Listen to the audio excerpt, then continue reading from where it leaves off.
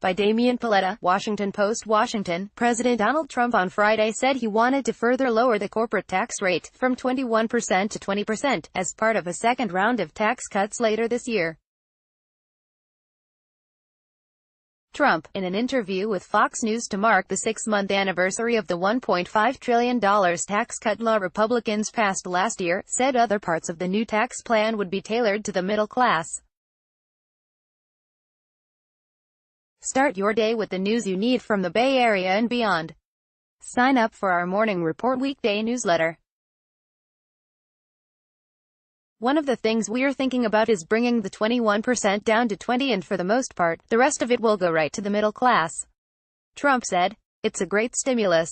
Trump said the tax plan would be ready by October, maybe a little sooner than that. Trump did not give more details about what he had planned in terms of tax cuts for the middle class, but Republicans have said they wanted to bring up a bill that would make permanent tax cuts they passed in December for families and individuals. Those tax cuts are currently scheduled to expire in 2025. In December, Republicans lowered the corporate tax rate from 35% to 21%.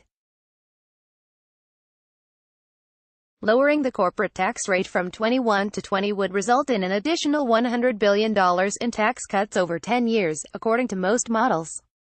Trump also didn't say whether Republicans planned any other changes to tax policy that might offset these new tax cuts in a way that prevented a further increase in the deficit. The Congressional Budget Office or other nonpartisan analyses project the tax law passed in December will add more than $1 trillion to the deficit over the next decade.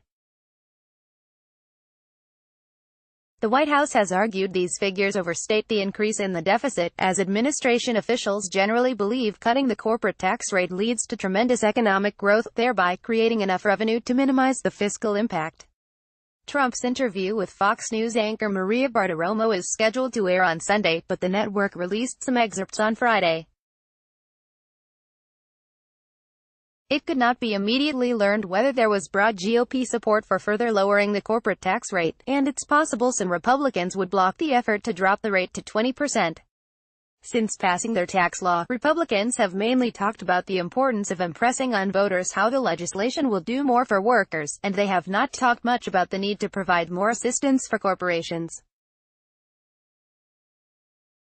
Some Republicans in Congress, however, have already pushed for further cuts, calling the new package Phase 2. House Ways and Means Committee Chairman Kevin Brady, R. Texas, said earlier this week he expected to try to advance several bills to extend tax cuts before the November midterm elections.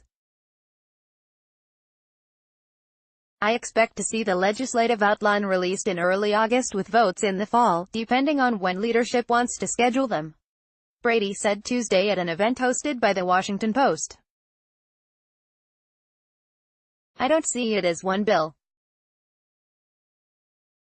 I see it as a package of 2, 3, or 4 approaches, with permanency in the tax cuts for families and individuals being one of them. Republicans passed the tax package in December using a parliamentary maneuver that allowed them to move the legislation with a simple majority of votes in the Senate, rather than the 60 votes typically required to beat a filibuster. No Democrats voted for the tax bill, complaining that they felt it did too much for the wealthy and businesses and not enough for the middle class. Many Democrats also objected to the bill's projected additions to the deficit.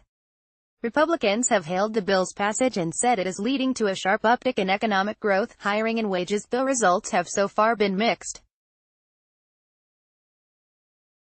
A number of companies did announce a spate of one-time bonuses or wage increases because of the legislation, but this applied to a small minority of workers. Wages have generally continued to increase at the same pace they were rising before the legislation passed.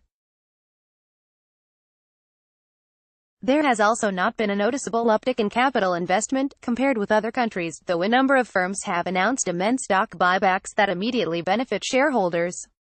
Public opinion polls show the majority of Americans still view the tax cuts relatively negatively, with many believing the wealthy and corporations were the biggest recipients. Still, holding a vote on further tax cuts in September or October could prove a thorny political problem for vulnerable Democrats running for re-election in November. Trump originally wanted to lower the corporate tax rate to 15%, but congressional Republicans pushed him higher, constrained by budget rules that limited the scope of the tax cuts.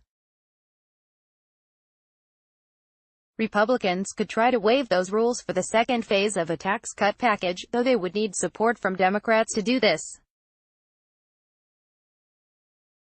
There has not been much of a push from business groups since the tax legislation passed for further reductions in the corporate rate.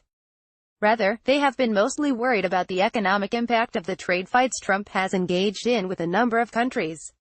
But tax cuts generally remain very popular with many business groups, and it could be used a way for the White House to get many companies to back down on their opposition to his trade agenda.